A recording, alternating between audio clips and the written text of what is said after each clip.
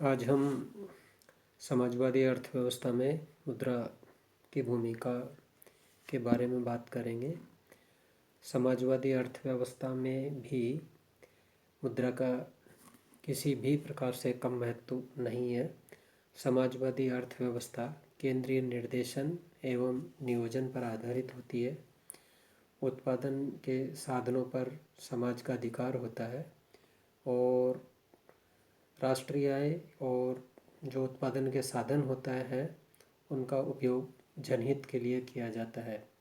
कौन सी वस्तु का कितनी मात्रा में उत्पादन किया जाना है और किस प्रकार की वस्तु का उत्पादन किया जाना है, इस प्रकार के जो सब निर्णय हैं सरकार के द्वारा लिए जाते हैं। इस प्रकार समाजवादी अर्थव्यवस्था में मूल्य यंत्र का उतना महत्वपूर्ण स्थान नहीं होता जितना कि पूंजीवादी अर्थव्यवस्था में। फिर भी समाजवादी अर्थव्यवस्था मूल्य यंत्र के बिना चलना संभव नहीं है। समाजवादी अर्थव्यवस्था में मुद्रा के महत्व को इन बिंदुओं के आधार पर जाना जा सकता है। आर्थिक निर्णय। समाजवाद में भी अल्प साधनों को विभिन्न आवश्यकताओं की पूर्ति के लिए बांटना आवश्यक होता है। अतः नियोजित अधिकारियों के समक्ष चुनाव की समस्या रहती है। साधनों को बंटवारे के लिए उनकी उपयोगिता का अनुमान लगाना होता है। इस प्रकार विभिन्न वस्तुओं के उत्पादन लक्ष्य भी निर्धारित करने होते हैं। यह सब मुद्रा के माध्यम से ही किए जाते हैं।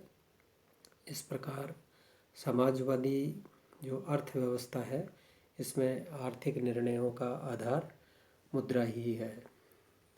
अगला बिंदु है आर्थिक हिसाब लगाना।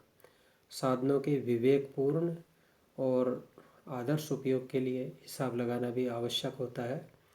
समाजवादी अर्थव्यवस्था में बड़े बड़े उद्योगों की स्थापना की जाती है और इनके कुशल संचालन के लिए लागतों और आगमों का लेखा जोखा भी रखा जाता है। यह सब लेखा जोखा मुद्रा में ही रखा जा सकता है। अगला बिंदु मूल्यांकन का आधार। उत्पादित वस्तुओं का मूल्यांकन, आर्थिक योजनाओं का निर्माण न केवल वास्तविक साधनों के आधार पर किया जाता है अपितु मुद्रा के संदर्भ में भी किया जाना आवश्यक होता है। इस प्रकार केंद्रीय नियोजन अधिकारी को मुद्रा का उपयोग करना नितांत आवश्यक होता है। वितरण का आधार। मुद्रा का उपयोग वितरण के क्षेत्र में भी आवश्यक होता है। मुद्रा के माध्यम से ही वितरण संबंधी समस्याओं का कुशल समाधान संभव हो सका है। पूंजी का निर्माण। समाजवादी अर्थव्यवस्था में पूंजी निर्माण के लिए बचत का संग्रह आवश्यक है और पूंजी निर्माण और बचतों का जो कार्य है वह मुद्रा के द्वारा किया जाना ही संभव है। अंतर्राष्ट्रीय भुगतान।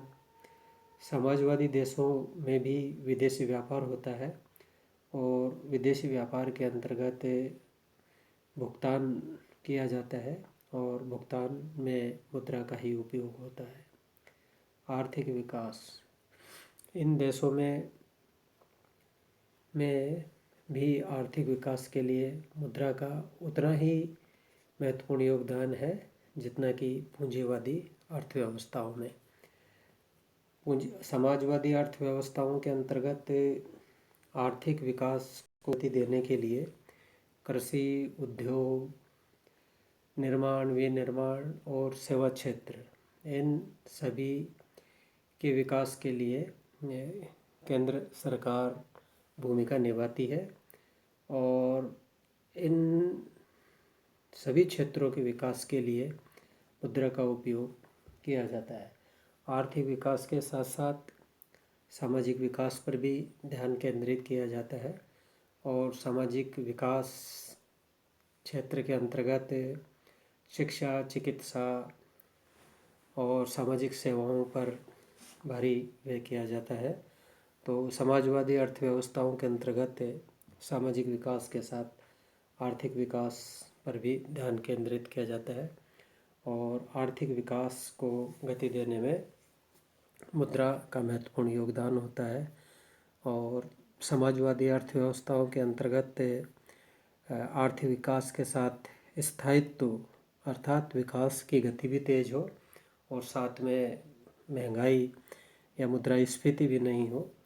तो मुद्रास्फीति को रोकने के लिए और विकास को गति देने के लिए मुद्रा महत्वपूर्ण भूमिका निभाते हैं। मुद्रा के मूल्य को नियंत्रित करने के लिए साख की जो नीतियां हैं, साख नियंत्रण की नीतियां, वो रिजर्व बैंक के द्वारा लागू की जाती है। तो इन सब का जो प्रभाव है वो आर्थिक विकास पर पड़ता है और समाजवादी देशों में इस प्रकार के जो निर्णय हैं वो जनता के हित को ध्यान में रखकर लिए जाते हैं और इन सब में मुद्रा का अपरिमित महत्व होता है।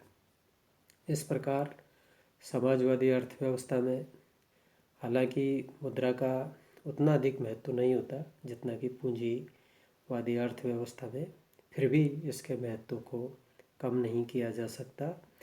पूंजीवादी अर्थव्यवस्था में जहाँ मुद्रा पूर्ण रूप से हमारी आर्थिक व्यवस्था को नियंत्रित करती है, वहीं सामाजिक अर्थव्यवस्था में, समाजवादी अर्थव्यवस्था में मुद्रा का जो उपयोग है वो जनहित को ध्यान में रखकर किया जाता है। अर्थात आर्थिक क्रियाओं का जो संचालन है वो मुद्रा के माध्यम से जनहित में किया जाता है।